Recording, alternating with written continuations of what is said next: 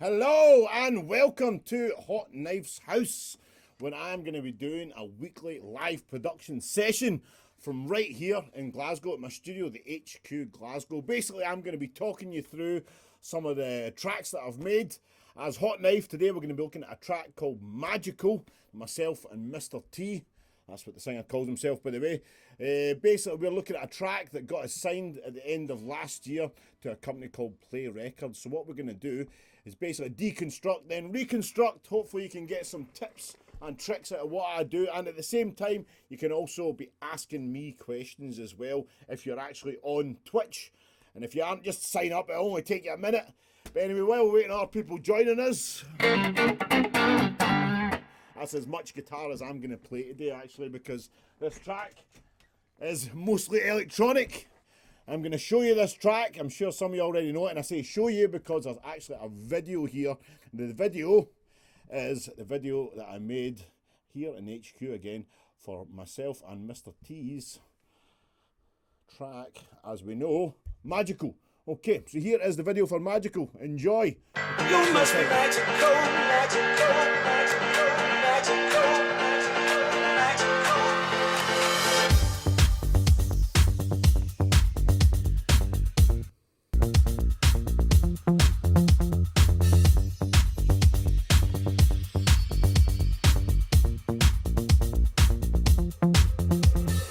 Wasted signs. You think I'm hurting me, but I'm all fine. Got me a new one now and she's alright. Got me a new one now and she's alright. She's all mine. Boundless pride kept me in chains, oh I was paralyzed. She pulled me out the deep, I'm hypnotized. I'm hypnotized. I hope I treat you right. Will you do the same? You must be magical. You pulled the rug over my eyes. You got the touch for soul. You got me loving you again. You must be magical. You got me loving you again. I'm loving you again. Yeah, yeah. I'm loving you again. I'm loving you again. Yeah, yeah. I'm loving you again. I'm loving you again. Yeah, yeah. Wasted signs. I thought that I was done, but to my surprise, back here again, and now I'm on the rise. Got my eyes on the prize. Hope you feel alright. And it's so you had me in tears, but baby, I'm all good. Back here again, and now it's all on me. Back here again, and now I feel so free. I feel so free. You must be magical.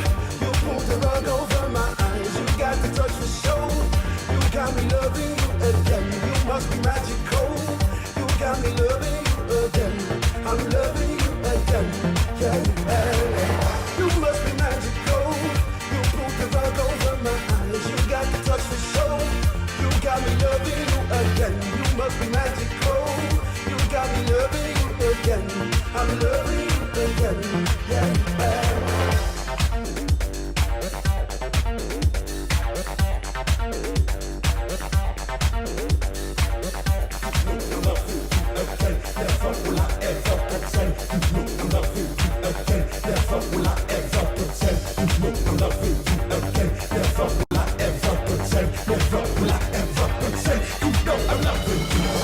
You must be magical. You pulled the rug over my eyes. You got the touch for show. You got me loving you again. You must be magical. You got me loving you again. I'm loving you again. Yeah, yeah.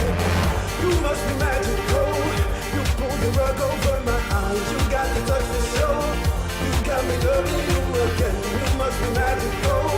You got me loving you again. I'm loving you again. Yeah, yeah.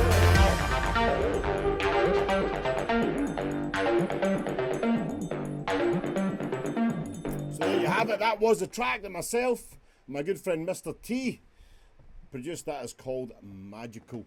Then just to prove that that actually was my video, I've just got the wee guy here. This creepy little puppet. When I saw him on eBay for £30, I had to have him.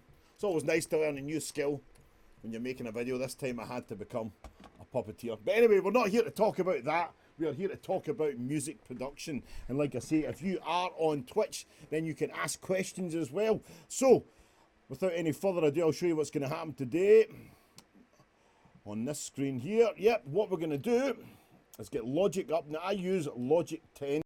I'm using that certainly for demonstration purposes today anyway. I normally use Logic 9, but just with the way things are working and try to stream all this at the same time, I'm actually using Logic 10 today on this. Reason why I use a slightly older sequencer is because I think it, you know, when you get into a way of doing things and you get quick at doing it, then you kind of end up using it and being happy with it, and you can often take away from the creative process if you're constantly trying to learn a bit of software. It's also the thing as well that Apple, once they moved up to Logic 10, everything had to be 64-bit, so it created a wee bit of issues. I mean, my actual setup, you'll see, is behind me here. Oh, I'll make it look as if something's happening because all the screens went back there. There we go. Yes, so just to show you here, this is the setup that I normally use.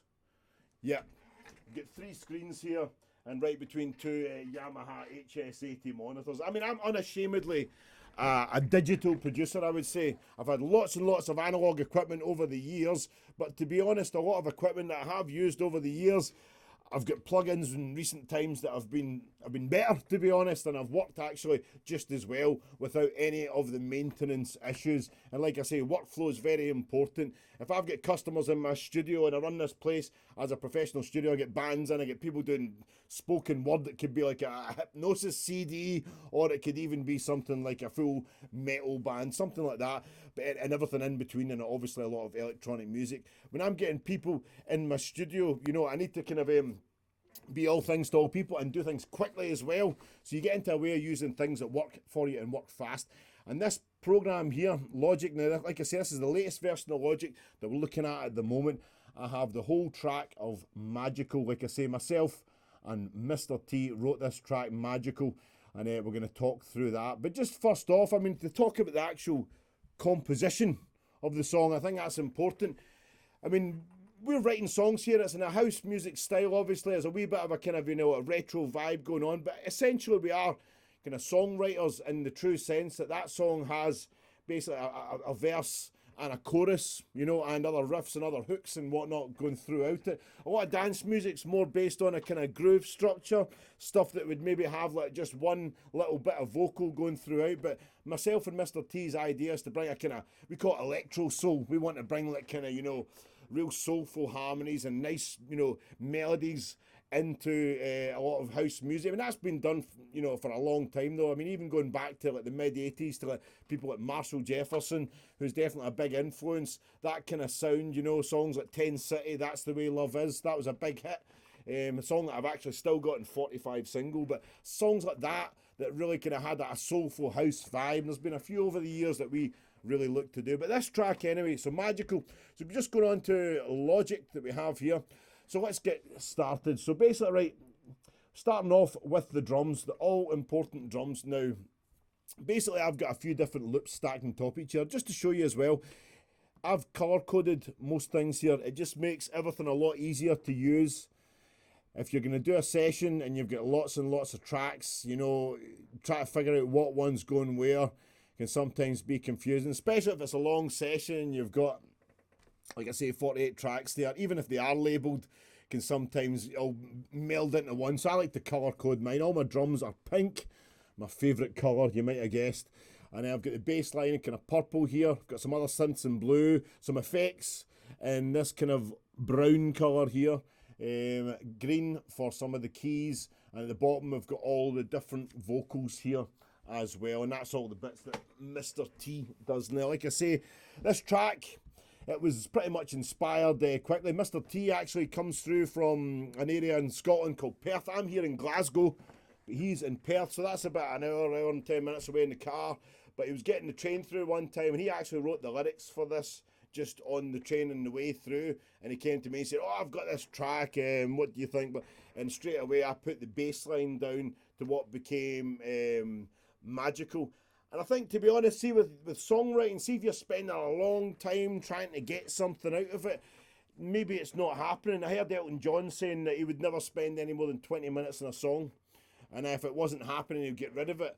I mean, I think if you're writing something, if you want something to be, you know, to catch on and something to be memorable, say, I think it needs to grab you quick as well. It needs to excite you as a songwriter, and as well, if you're going to be listening to this song about what 1,000,000 times or something, say it became a big hit, your wildest, dreams came true, and it became a huge hit. You probably have to listen to the song a whole lot of times. So I would say if it's not turning you on right from the very start, then it's not worth pursuing. But this is something that generally, you know, when you write a song that's got something about it, and this song definitely had a wee bit of something about it. I like the kind of the message and whatnot he was singing, and it's something I suppose it's quite everyone can relate to. You must be magical, as you would tell your lover.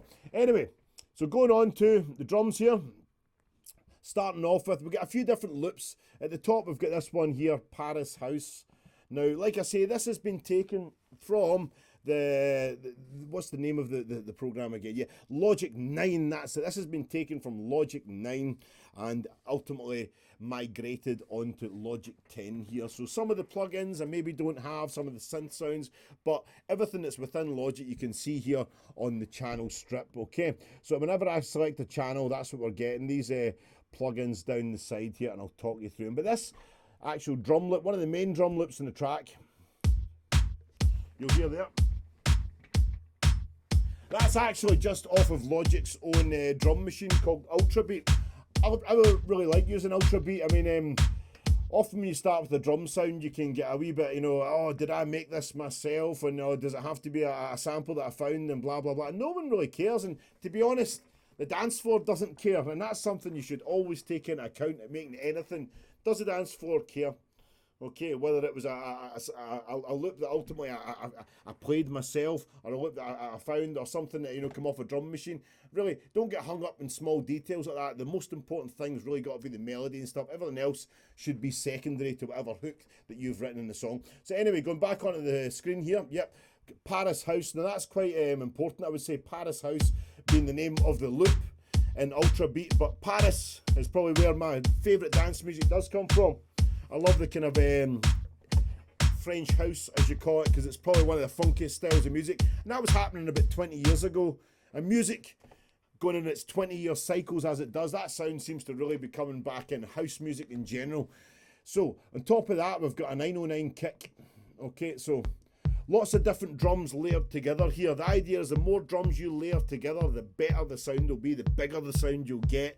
You'll really get a real fat drum sound if you add, say, 3 bass drums together, 3 snares. You got to be careful with the loops on top, because some of the skippy beat kind of stuff and hi-hats can get interwoven in a bad way and sound a bit messy. But bass drums, as long as everything lines up, get a few bass drums on top of each other, a few snare drums as well. So we've got a 909 kick here. Now, if you don't know what a 909 is when you're producing music, then look it up. I'll see if I've got a picture here. Oh, there's me and Mr. T. But this here, the Roland TR-909. This is the foundation of all dance music drum sounds. It was initially meant to be sounding like a real drummer, but it didn't at all. And it didn't really, sell as well as they thought it would. But then all the dance guys got a hold of it because it was going cheap. People weren't really interested in them. And nowadays they go for an absolute fortune. But a TR-909, that's where all your bass drum sounds originate from. Everything to me is just a variation on those sounds. Okay, we've also got another couple of synths we'll talk about in a minute anyway. But back to the track. So, we've got a 909 kick. Also got an offbeat. So to put those 2 loops together, just so you can hear them. Oops. Go right, so I put these 2 loops together and you'll hear how they sound together. That's the Paris House loop and the 909 kick as well. If we just play them together, here we go. Yep. And also on top of that, I've got an offbeat snare. Just gives the whole thing a wee bit of a skip. Kind of high pitched snare sound. Yep, there we go. This system's not as smooth as my other one, but hey, it'll do for the demonstration purposes. Also, I've got some nice clap sounds in here as well. Yeah, so that kind of disco clap sound. Yeah. Clap, clap. Yeah, that, not the easiest thing to get a good clap sound on a house music record, or on any kind of record, to be honest. You need to have quite a few people clapping at the same time. and that's a composite sound. That was actually getting other people clapping and pitching them down. So there's about 4 of us clapping together, and then I would do another couple of clap tracks. So you end up with about 12 claps in total. You know, do the four of us about 3 times. One of them pitch down, one of them pitch up, and one of them keep at the normal pitch, and that makes that kind of big clap sound. It's something that Prince and the people like George Clinton and whatnot used to do, is pitch the clap down. So they would record the clap a lot higher pitch, and then they would slow it down on the tape, and you get a really big kind of resonant clap sound. That's how a lot of that. There we go. Anyway, right, before we do go head first into the rest of the track, let's talk what else we've got here. A couple of 909 sounds, yeah. Now, the 909 open cymbal, this is really important. Yeah, this sound, this is a real classic dance type sound, you know. It really fills out the sound. It really picks up the atmosphere in the track. I think when the hi-hats come in a track is when it really kicks off. That's when the party gets started, because normally you get bass drum, maybe get snare drum, loops and stuff, but when that kind of hi-hat comes in, that's when the party starts. Okay, there we go. So, getting all the drum sounds together, we put them all together, it's going to sound like so. Yeah. You hear that? Without the open hi-hat in there, it really lacks, you know, but you put that back in. Like I say, that's when the party gets started. Another thing I've added a bit later on the track is an 808 bass drum. Now, the 808 bass drum, another really important sound, very important. A lot of Detroit techno and whatnot use the 808 to great effect. It's a real big booming sound, and everything, it's another one of these what I call foundation sounds. Everything's based on this sound. If you listen to the sound of the 808 bass drum, like that there, big booming bass drum sound, that's great. A lot of hip hop uses that. I mean, it's like I say, it's a foundation sound, but whenever you use a bass drum in dance music, you need to make sure that you tune it as well, because there's a real note comes off that. It's not like an acoustic bass drum that you just hit and then the bass drum has a kind of, you know, an actual bass drum in a kit has more noise than tone. What I mean by that is a noise is a sound that kind of just kind of dies off quick. A tone is a kind of, you know, regularly vibrating frequency, which creates that kind of, you know, that regularity to the sound. So an 808 really fills that bottom end. You got to be careful with an 808 bass drum though, and make sure there's not too much bass on it. The speakers that I use, I've got a set of Yamaha HS80s here. Now they're great. They're kind of like the NS10s. The NS10s was your classic 80s speaker. Yamaha would have made them in probably from the 70s onwards. The ones that are probably a bit small size, smaller than them, but with a white cone as well, and they're very, you know, great in the mid ranges. Not something you'd really want as a hi-fi speaker, but they're very, very detailed sounding for using for productions. And if the idea was if it sounded good on this £200 set of speakers, and it sounded good in anything, so the NS10s became the industry standard. And these HS80s, I like them because they got a bit of bass to them, and that's very important for making dance music, especially if you're making something with a lot of subs in it, like drum and bass, for instance. Drum and bass, that kind of music, you probably want an actual sub bass as well. I have used them in the past, but I would say if you're using speakers, whatever speakers you're using, just get used to them, get really comfortable with them, make sure that you know the sound of the speaker before you start mixing music on it. If you're going to mix some music on a speaker you've never used before, there's, you know, some of the frequencies will be all over the place. So get used to it, and get used to the speakers in whatever room you use it in, because when you put certain speakers in a room, they're going to sound better in other rooms maybe, and our speakers vice versa. The idea is that you just get used to whatever setup that you have. I mean, everything in here is quite dead sounding as well. I've got a lot of curtains on the walls and stuff, and things that just really absorb the sound, so there's not any clatter, not any kind of mid-range kind of zing off of the room. But like I say, so these speakers really reproduce that low end for me quite well when I'm doing dance music. And as well as that, whatever speakers you use, move back about 10 foot anytime you listen to your track. Listen to it at your speakers, then move back, and you'll hear it differently, because bass waves take about 10 foot to form. So you actually find that your bass frequencies are further back. So if you move back in the room, have a listen, and then move around your room to check your mix, then you'll ultimately get an idea of how the whole frequency band is sounding. Right, anyway, so that's all the drums that we're talking about. Oh, so actually some other drums here. Now this here, overheads, this was actually, yeah, this is actual real cymbals, real hi-hats. And this was played either by myself or my friend Stevie, I can't quite remember to be honest, but yeah, like I say, we do have live elements in there as well, so putting that back into the track just gives it a swing. Unless it's an open hi-hat just on the beat, then the actual live hi-hats really provide a swing to the track. Back here again and now I'm on the... Yeah. There you go. It makes the whole thing sound live.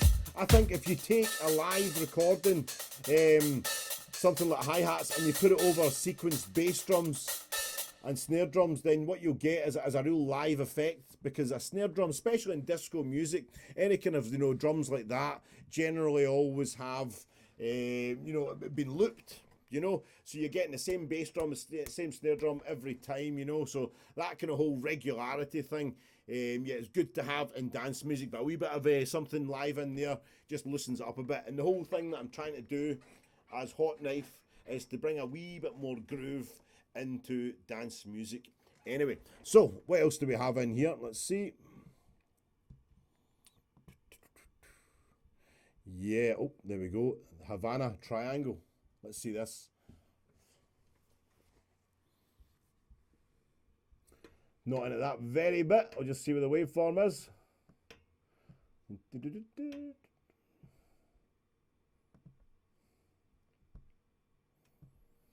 Yes, like I say, my favourite version of Logic isn't this one.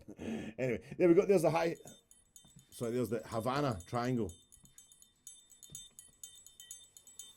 Bet you didn't know a triangle could be as funky.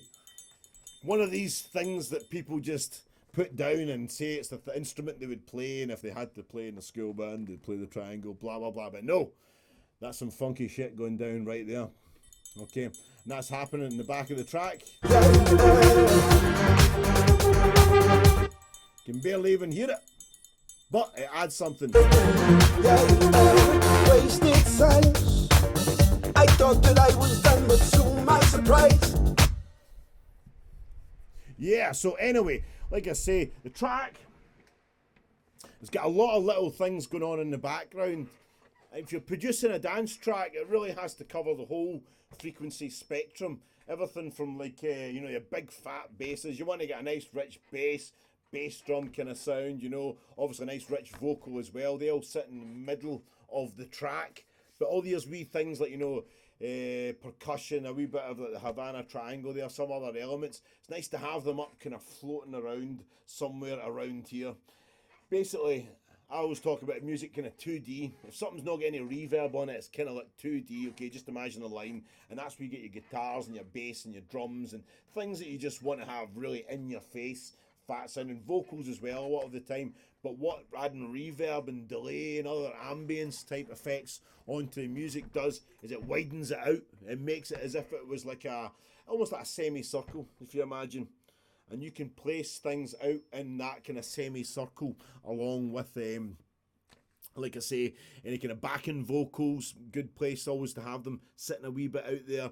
You know, some percussion as well. A lot of synths, mid-range type things, you know. Most of your bass stuff sits right in the middle though.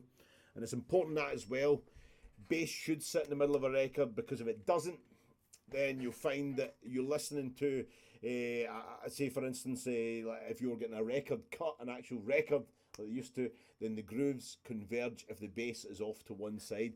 Below, I think it's about 50 hertz, all the bass needs to be in the middle. So there's actual technical reasons why the bass sits in the middle of a record. It's not like when you listen to an old Beatles record, say, and you hear one side of the speaker, it's got all the drums and bass now, and then the other side's got all the vocals.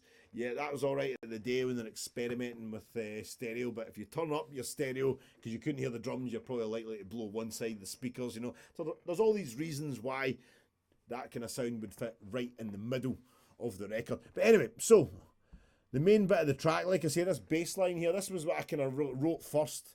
A kind of classic kind of Euro feel, analog type sound on this bass, and a classic riff as well.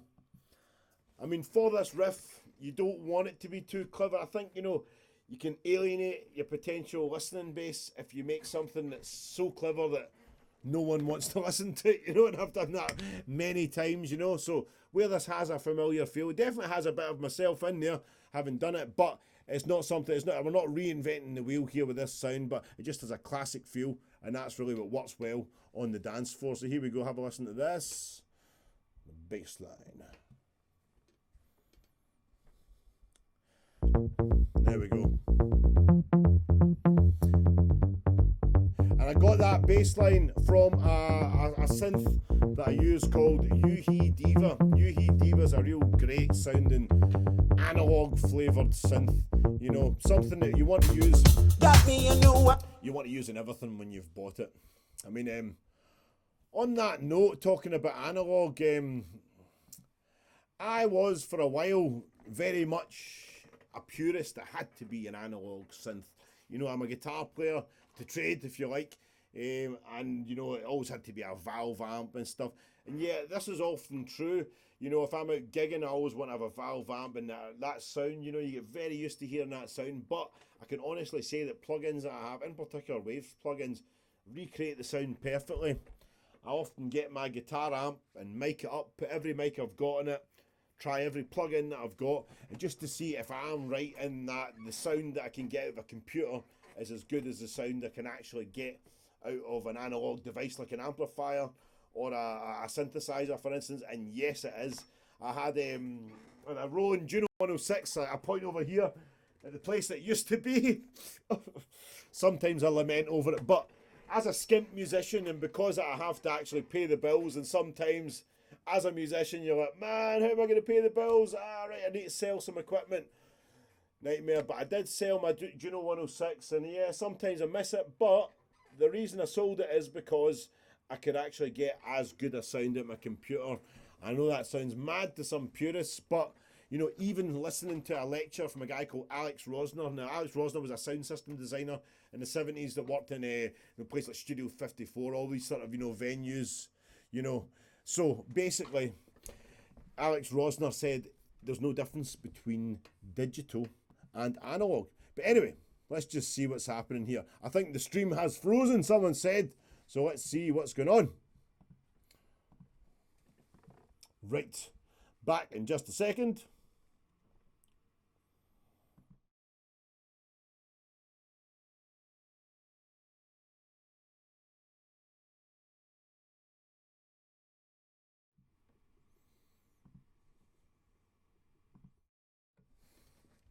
Okay, right.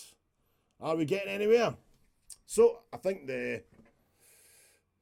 like I say, this is the first time ever Hotknife's house.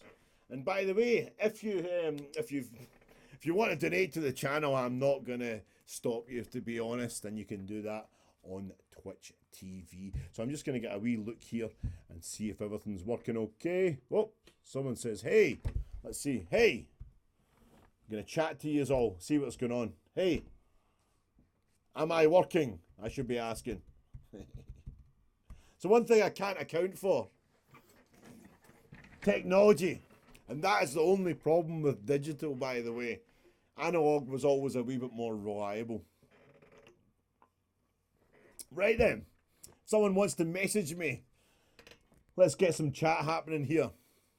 It's working now, yeah, good. Thank you very much, Knox556. And like I say, if anyone's got any questions, then let us know, because I am just going to continue talking, because I could talk for Britain, by the way. Okay, as you will find out, which will probably benefit if there's no one wanting to chat to me here. Anyway, okay, so this bass sound. This is a classic bass sound. Yeah. That is something you would ultimately get. A lot of kind of Euro type music as well use that sort of bass sound. It was always a kind of bouncy bass, kind of, I would say, yeah, a Euro type bass sound, you know. And one of the things that I cannot do without in any track that I ever seem to do is put in a 303. So let's just go with this. Now, something else you should be learning about the 303. What is a 303? let me tell you. The 303, probably the most important synthesizer of all time. Okay, the 303, see these bloody updates, man. Beat it. I'll update tomorrow. Remind me tomorrow. Mañana. Anyway, right, okay, so the 303. Now, this is probably the most important synthesizer there's ever been, I would say, because the whole build-up sound, you know, the whole kind of, almost if you imagine the sound coming out of a box, if you like, you know, you get that kind of, you know, what you call a frequency sweep. Now, on the 808, sorry, not in the 808, in the 303, getting my numbers confused, happens. This kind of cut-off frequency and resonance, when people started messing around with them, that really created the acid sound. A guy called DJ Pierre in 1987 with his band called Future, spelled with a PH, started messing around with the 303. Another instrument that didn't do what it was supposed to do. This was meant to back up guitarists. This was meant to sync up with another drum machine called the 606, and this would play and basically give you an accompaniment, you know, because around that time a lot of electronic bands, you know, new romantic type bands and whatnot were becoming very popular. But this little synth, the 303, very difficult to program, but it's these quirks that ultimately made it and really made it something that people use, and it's one of the things I use in all my productions just about. A lot of great songs that are based entirely on the 303, songs like Higher State of Consciousness by Josh Wink, songs like that use this 303 to great effect, and it's been used in so many different tracks. But just to give you a wee idea of how that sounds, I'll just put on this, yes, the 303. This is the 303 section in this track. Here we go, have a listen. Love it. You can listen to that sound all day. I would say the 303 is as important to dance music as the Fender Stratocaster is to rock and roll. You know, like I say, these foundation sounds. I talk about the Fender Stratocaster, as in the Fender Stratocaster. This has not changed design since 1954. It's a design classic. And really, a lot of these drum sounds, oh, there we go, 303's back in. And a lot of those sounds as well have not really changed since, you know, the 80s and whenever they came out, and they're not going to change. Everything else is an adaptation of those sounds.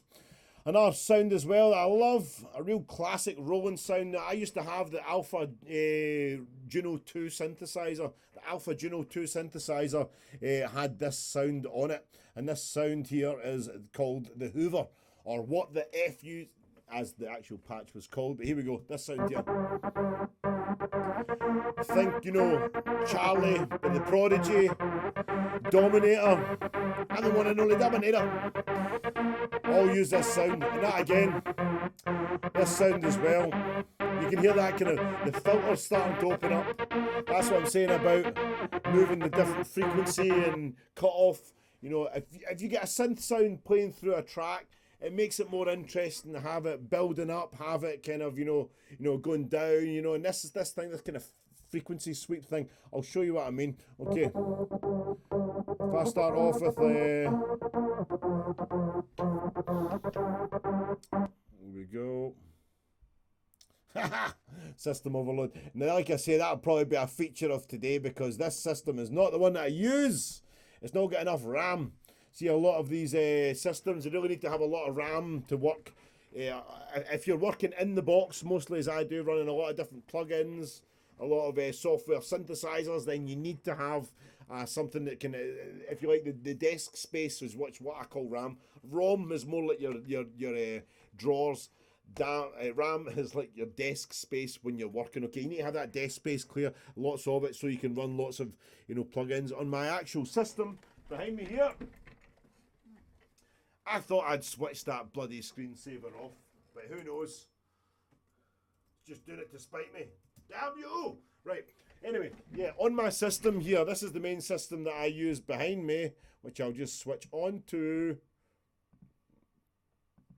Yeah, this is a 32 gigabyte of RAM, which is the maximum amount of RAM that I could use. I do a lot of video on the stuff as well, and for video, very high drain applications, but it's the one thing you need to have a really good operating computer if you're going to run a lot of plugins.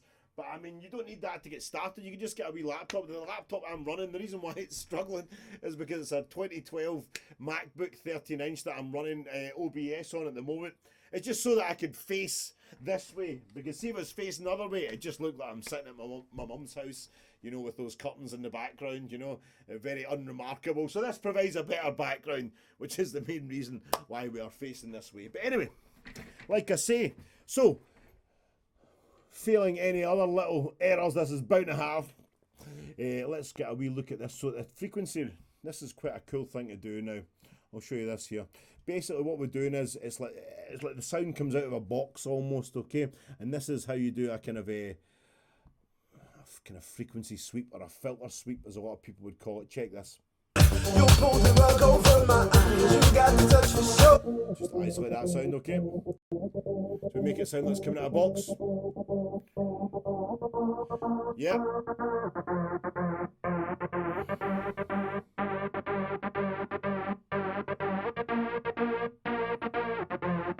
There we go. Yep. Cool. So there you go. Now just to explain as well, just to explain what's happening there. On that there, up here, good job. Oops, no, it went through the roof there. Anyway, right, so this here, we get this in every channel. EQ, an understanding of EQ is all important if you're going to make any kind of track, no matter what style it is. A lot of dance synthesizer sounds, a lot of the ones that you use, to be honest, all come out of the box, so to speak, sounding great anyway. They actually work and sound really as they should in the track. But if you're mixing like an acoustic instrument, and I do use a lot of acoustic instruments, use drums, you use congas often as well, use stuff like, I mean, obviously lots of vocals, but even in my work in here as the HQ Glasgow, when I'm producing music for other people, obviously for a fee, and I've worked with things like, you know, bagpipes as well.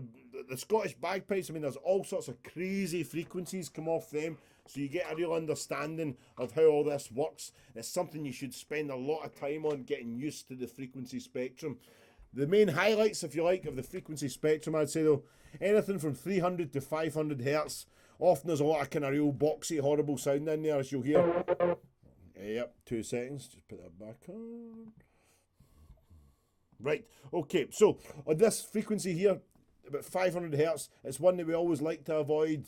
This is a crash course in frequencies, by the way, guys. Nothing too detailed. Okay, so that sound there, not a very nice sound. We generally cut that frequency out of a lot of things, okay? And we go up. The one that we really want to avoid is between 2.5 and 3.5K. I'll show you that, because that's where the nails down a blackboard type sound happens. Where are we here? Yep. This is not a particularly harsh sounding frequency in the first place, so it's going to be difficult to demonstrate. But right around there, you often kind of cut that out of a lot of instruments just because it's not a very nice sounding thing. Anyway, so put myself together here. Right, what else do we have in this track then? Let me show you. So, yeah, I've got the Hoover sounds now. Kind of a couple of different drum modules there. Yeah, now here's something I love to use everywhere. A backwards cymbal. Let me show you how this goes. I think something's been muted in here. Give me just 2 seconds.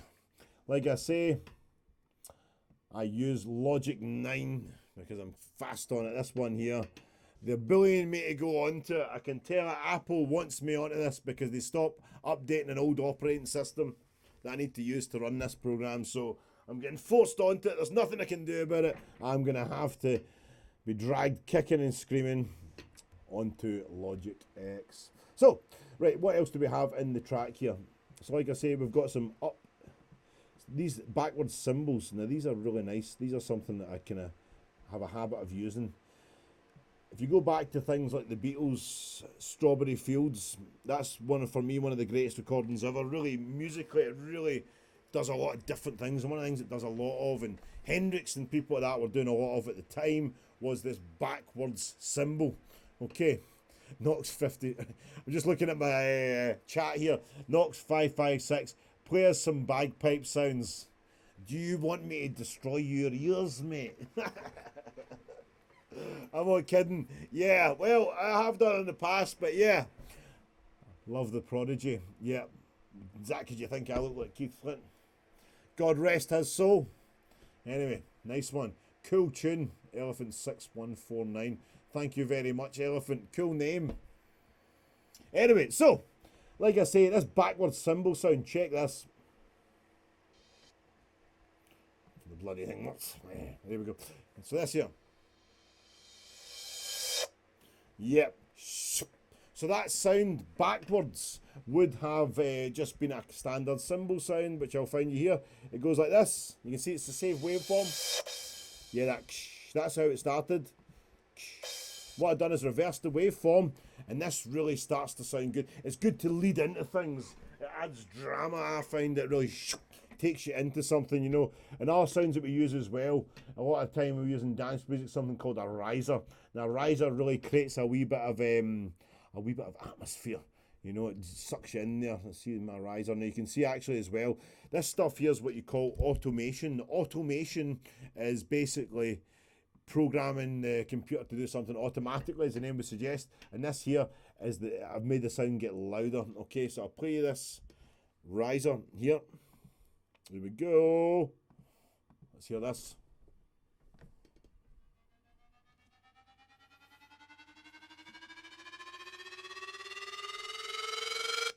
Yeah, that just leads us into a section. I mean, if I play that in the music, you probably not even hear it. Nah, you will hear it. All these wee things add textures. Any single little thing that you add to a bit of music, as long as it's not dissonant or really out of place, it will add a flavour to it. If I'm putting one synth sound in, it may seem like I put one synth in, but I've actually put a few different things layered on top of each other. If it's one whoosh noise, it might be a bunch of whoosh noises that have been layered on top of each other.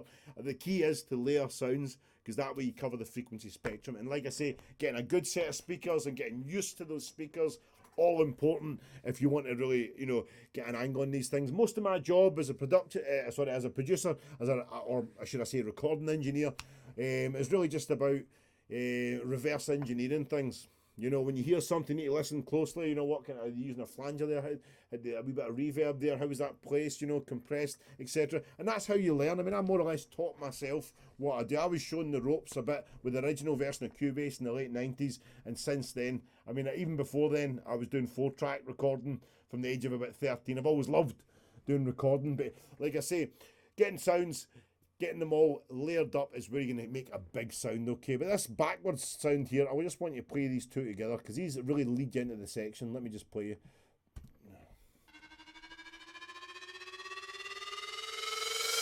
That's it. So that was the backwards cymbal and this riser. See if you can actually hear them in the mix.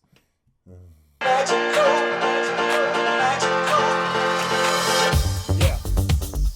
Instead of the song just going boom, just starting, it gives us that kind of lead in there. You know, it's almost like a drum roll leading up to it, you know. I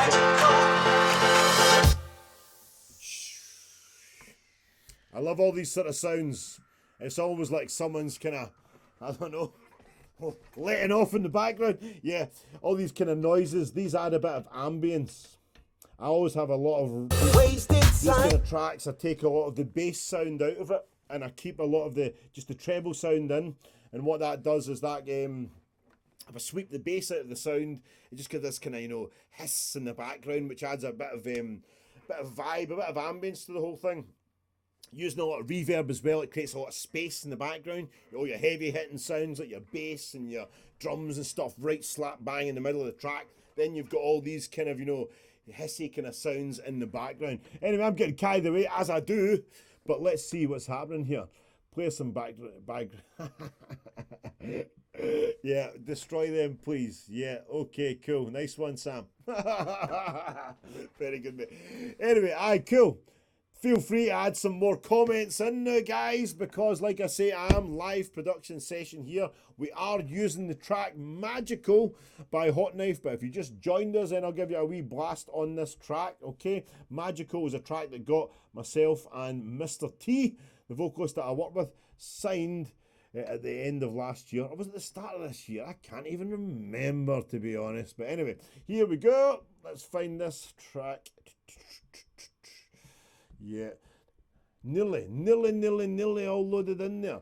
Anyway, there's a thing at the bottom of the screen that says Hotknife's House. Now go out and check that, because that is where you will get links to absolutely everything, including this video as well. Anyway, this is the track that we're looking at. You must be magical, magical, magical, magical, magical.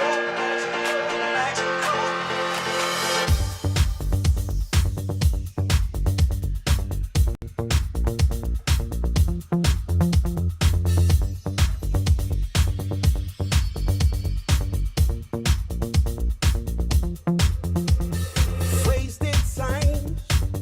You think I'm hurting deep, but I'm all fine. Got me a new one now and she's alright. Got me a new one now and she's alright. She's all mine. Boundless pride kept me in chains, oh I was paralyzed. She pulled me out the deep, I'm hypnotized. I'm hypnotized. I hope I treat you right. Will you do the same? You must be magical. You pulled the rug over my eyes. You got the touch for soul. You got me loving you again. You must be magical. You got me loving you again. I'm loving you again. Yeah, yeah. I'm loving you again. I'm loving you again. Yeah, yeah. I'm loving you again. I'm loving you again. Yeah, yeah. Wasted signs. I thought that I was done, but to my surprise, back here again, and now I'm on the rise. Got my eyes on the prize. Hope you feel alright. And it's so you had me in tears, but baby, I'm all good. Back here again, and now it's all on me. Back here again, and now I feel so free. I feel so free. Yes, indeed. You must be magical. You pulled the rug So over. like I say, that is the track Magical that we are looking at the moment. I'm just quite happy to throw in that video whenever I can, because I enjoy playing it, to be honest. And I spent a lot of time in that. I tell you, we probably spent more time on that video than we actually did on that track. Like I say, having to learn how to work this little guy out. This creepy little dude. Yes. If you've got any messages for me, or any messages for him, actually, you know, feel free. Anyway, right, okay, so back to the track. Now, we were talking a bit about there about the effects used. Anyone else said, oh, Elephant 6147, great, 6149, great video. Cheers, mate. Cheers, mate. And you can check that out, like I say, you can check that out at Hotknife's House. Hotknifeshouse.com, and that will have a list of basically, at the moment it's just all the links up there, but it gives you the idea anyway. There is other tracks that we have out, and other tracks that we're going to be dissecting, because this is going to be every week we're going to be doing this, guys. And like I say, I will have no problem whatsoever if you guys on Twitch want to donate to the channel to keep it running as well. It's always appreciated. Thank you very much. Anyway, I actually just got a message on my phone from Mr. T himself. What was he saying? He said, here we go. Seen the video on Twitch. Looking dope. Can't wait to get involved. We are live, by the way, Mr. T, just so you know as well. And yes, I will be bringing Mr. T, the vocalist, on this record through. We're going to do some live sets, some stuff like that on Twitch. And I might even, you know, I'm quite enjoying myself here, so I might even just broadcast the DJ set I'll be doing for next week. I do a live DJ set on FM radio in Glasgow and the surrounding areas. That's on Sunny Govan 103.5 FM. And it'll be at 10 PM GMT. Every Saturday night, Hotknife's House mix show. This is Hotknife's House live production. So, guys, get some questions in. What's happening? Come on. I need some wee bit of interaction here, guys. Let me know what's happening. And if there's anything you want to know about production that I can help you with, then now's your time. But anyway, continuing on here with what we have on this track on Magical. Yep, like I say, lots of effects. Now, one of the effects I use a lot of, this one here, it's very quiet in the background, but it's something you'll actually... you probably hear in everything. Where is it here? This Travel Waves. Now, I made this patch. Sorry, I made this sample on an old Roland Juno 106 synth that I had. Just the kind of white noise going going through an oscillator and going left to right. I really love to make things swish around from left to right where I can. It creates this kind of, you know, texture in the background, this kind of floaty vibe where there's often a red hot banging bass drum right in the middle, you know. It gives a kind of depth to the track. But this, without the channel EQ on, sounds like a real storm. But what I've done is I've put on a channel EQ on this, and I've high passed that, as you call it. High pass meaning that I just let the top end of the filter through, and that's up to, what, 250, I believe? Or is it, no, it's up further than that. That's, yeah, 1300 or so, actually. Okay, but anyway, so that's happening in the background of the track. It just creates a wee bit of a wash in the background of the sound. Wasted silence. I thought that I would find it to my surprise. Yeah. Back here again. We don't want to quite go surfing, you know what I mean? But yeah, you get the idea. So that's the effects that I use in the background. There's always that kind of wash happening in the background of a lot of dance music anyway. It's a real kind of typical of the style. So some of these synths that I've got in here are not actually the synth plugins on it, because this, like I say, I'm working on a different setup, specifically just for demonstration purposes.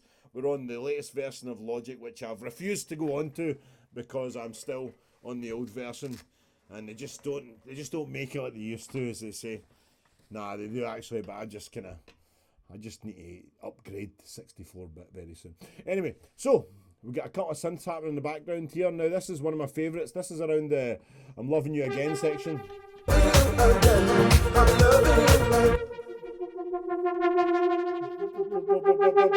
Yeah, it's called the Helicopter. That's got a real nice well, you can hear when it does, it kind of almost floats away from you. It's got a kind of tremolo to the sound.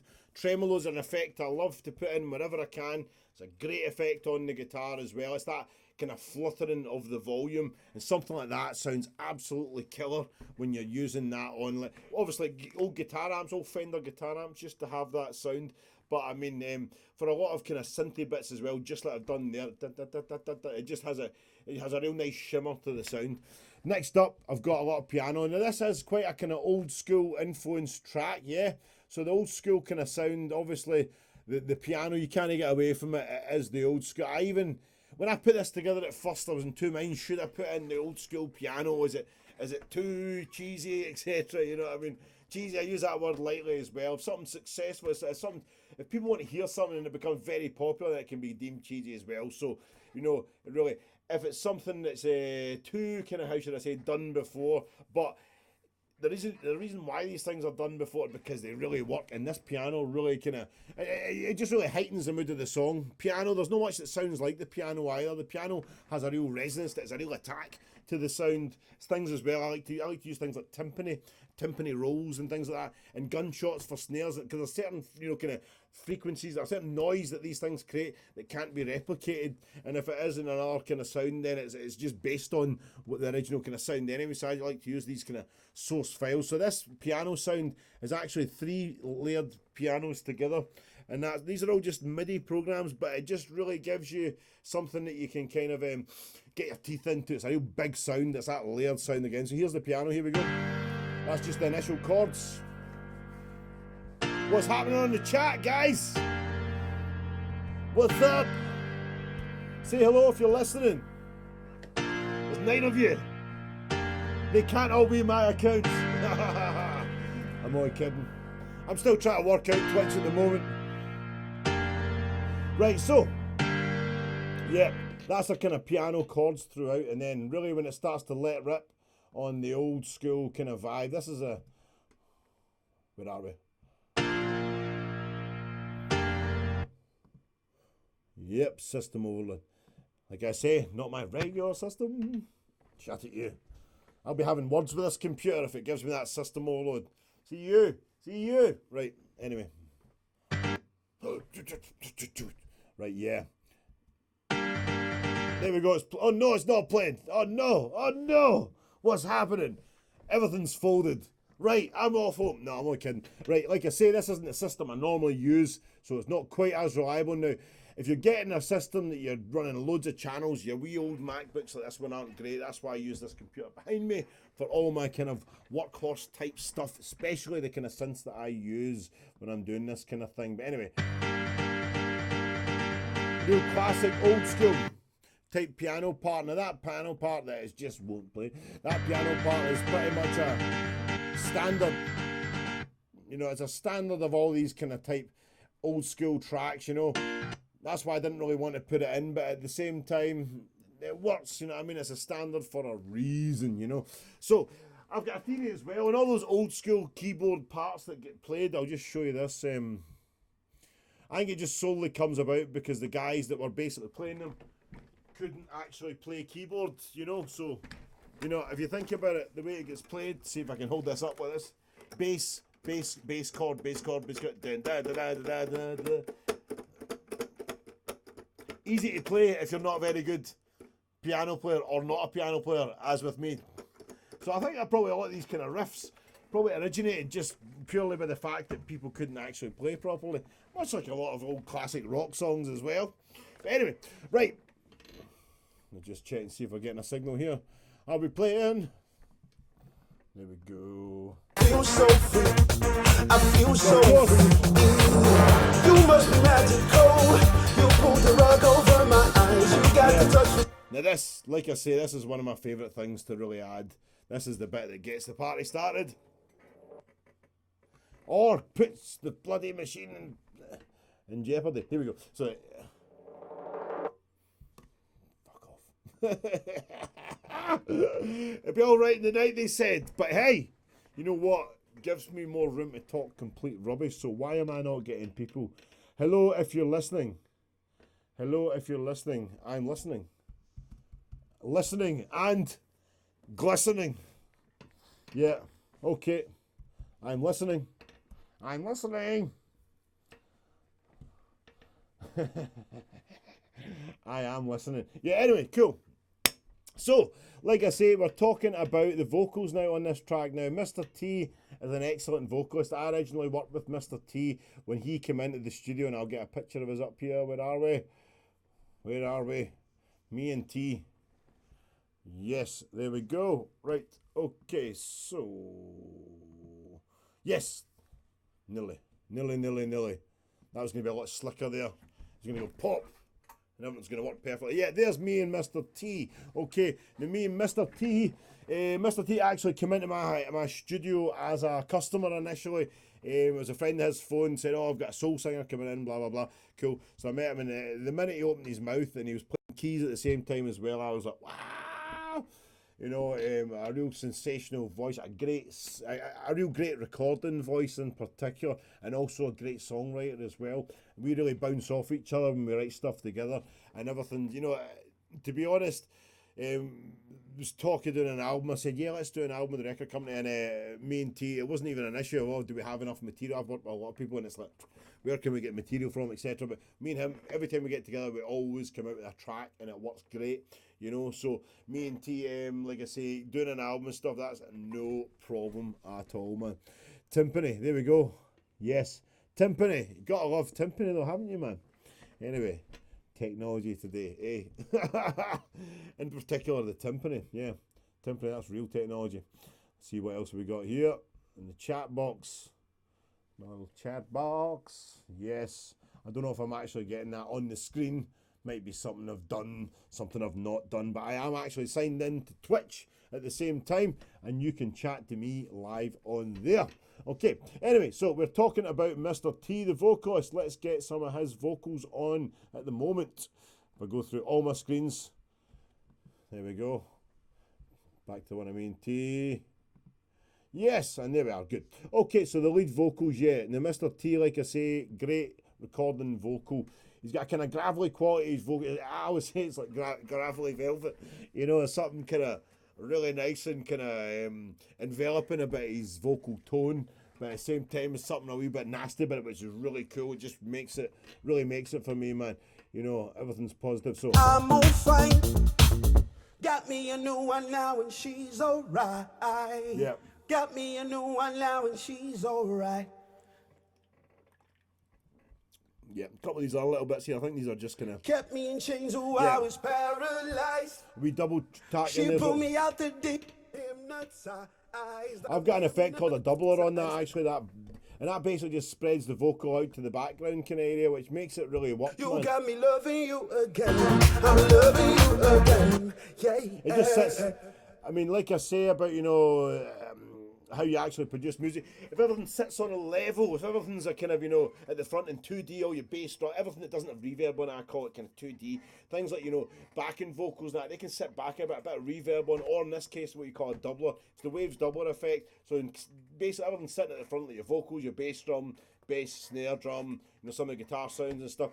But then the actual backing vocals have got this effect on, which means that it kind of splits them up and sits them just behind. So your vocals right in the middle here, and you get your back vocals there. See, I'll play the actual backing vocal sound. You'll hear it's quite kind of weird sound. The only thing is that I'm streaming at the moment in mono, just the way I managed to have to get this wired up and working today. I only realised just before I went out that it wasn't actually kind of broadcasting through the card, or should I say my computer wasn't playing through it. But enough of my nonsense. You're not here to hear that. You're here to hear me talking about music production. So this T's background vocals, have a listen.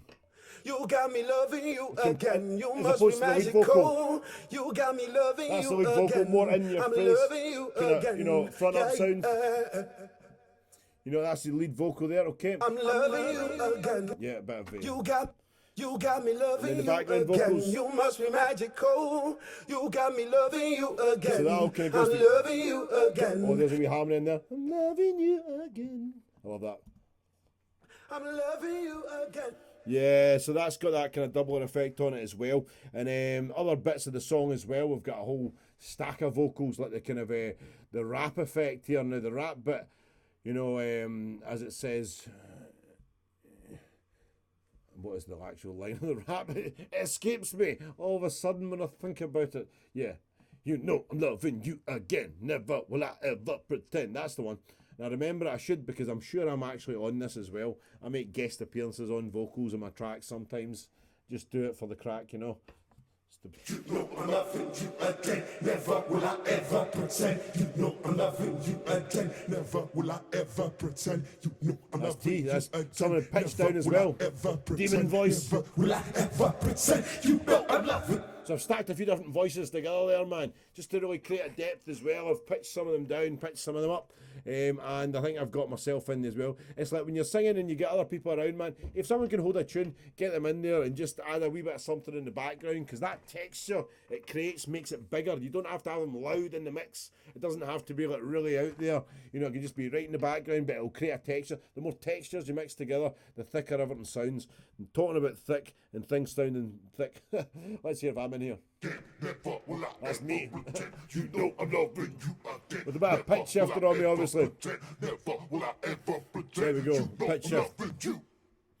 Let's see without how ridiculous it sounds. Loving you again. Never will I ever pretend. You know I'm loving you Again, that's definitely me. Never will I ever pretend. Never will I ever pretend. You know I'm loving you. Yeah, okay. Magical. There we go, man. So, I'm all good. what else have we got here? So, right, what else have we got, eh? Timpani. Tell me what's happening, guys. Yeah. Anyone else out there with any questions, just fire them in, because we are, like I say, taking apart this track. And at the same time, hopefully I can give you some advice, some production tips as well, things that you're going to use in your own productions, okay? We are nearly coming to the end of this session anyway, guys, but we just got some O's happening here. Oh, yeah, okay. I forgot that bit was even in the track, to be honest. Listen, it wasn't. Bloody thing would play. You know what I am going to do? I'm going to say, fuck it. Anyway, yeah, cool. Basically, right, in the background there, we've got kind of these O's happening just really for the last bit of the song, I'm sure. I just think it was, let me check here. Yep. Oh, yeah. Now, one of the things as well I do use a lot of throughout the track in general is something called a sidechain compressor. Now, I mean, if I think of songs like that, you know, it's the one that always pops into my head, that bloody hated it, man, Call On Me.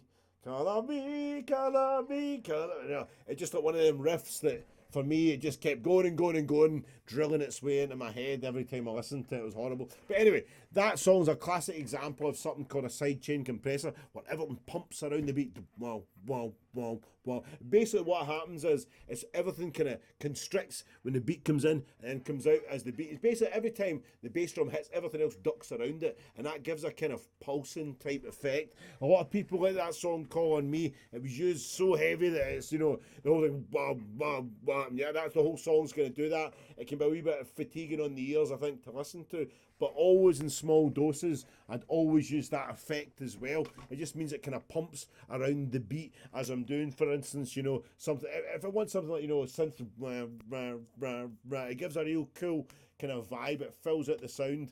And the actual mastering of the song as well. Unfortunately, everything's just getting so loud these days. You know, when you're mastering a track, you really have to master it as loud as you can get it. You know, and that really comes with a lot of compression. Using a lot of compressor and using a limiter on the end of the channel as well. I mean, I use the kind of the Waves plugins, and they've always worked well for me. But really, what you want to do when you're mastering a track, some people say you should get someone else to do it, and that's very true. But I also think, you know, if you really, really know your speakers, and you can really compare and contrast everything, and you work around different, you know, sound systems and hear how things sound, then ultimately, you know, you should get a good understanding of how to master your own music. And sometimes I've sent a lot of things away to master engineers, and I've done nothing with it really, and it's been very disappointing. And reputable people as well, you know. So I prefer mastering my own music, to be honest, because I just know that I can spend as much time over it. No one cares like your own project like you do, but for all kind of dance music, really cranking up that compressor you need to have. I mean, I use the SSL compressor, which is a Waves recreation on the master bus, and the Waves L1 Ultra Maximizer limiter, and that does a great job. That just really swells everything up, you know. But for mastering tracks, don't necessarily think that you should just send something to a master engineer and they'll sprinkle fairy dust on it and it'll be perfect, because if it's not a good mix in the first place, it's very difficult to make it sound good as a master. You almost need to create the kind of quality. I find myself using reverbs and things like that to make things sound a wee bit nicer when I get a not so good recording. But recently I worked with something that had been recorded in an excellent studio in the 90s, and it was a lot easier to remaster because the source sound was in there. You know, so if the actual sound's not in the demo, it's very difficult to get it right anyway. So there's only so much a mastering engineer does, you know. So anyway, aye, cool. But basically, right, guys, I'm going to be doing this every week at Friday at 8 p.m. Now, like I say, if you want to donate to the channel, that'd be lovely. There is a donation on the start of the Twitch screen that you'll see when you come into Hotknife's house. That's no problem. I will not complain if you want to donate anything. But at the same time, check out Hotknife's house. You look at the bottom of the screen here, hotknifeshouse.com. That has got all my social links and everything you really need to have to kind of, like I say, to see what is happening in the world of Hotknife. I will just show you if I can find the thing. Yeah, right, there we go. Yep, okay, so that is us here. Yeah, okay, that's it. It's just a front page, but we've got Face Hot, Insta Hot, Spot Hot, You Hot. I'm really happy with my puns here, to be honest, guys. But yeah, just going through, just give you links to all my kind of socials, Spotify, you know, Mixcloud and everything. Now, all these tracks as well, the track itself, Magical, that we've been looking at, is available on Play Records, and you can get that on SoundCloud, you can get that on Spotify, most importantly, and on my hotknifeshouse.com. You will find there is radio shows, mix shows. I do a live mix show on Sunny Govan Radio in Glasgow, but that is archived in the Hot Mixes section here, which has got Mixcloud, like I say. So go on to hotknifeshouse.com. But like I say, join me every Friday at 8 p.m, guys. I'll be working through another Hotknife track. Tell your friends, tell everyone, and get some questions coming in, okay? But anyway, thank you very much for tuning in. I have been G-Man, aka Hotknife, aka Gregor James McPhee. Okay, thank you very much for tuning in, guys, and I will see you next week, 8 o'clock, or maybe even in an hour or so, when I'll do a live DJ set. Yeah, I think I'm going to do a wee live DJ set in about an hour's time. Thank you, guys. Much love.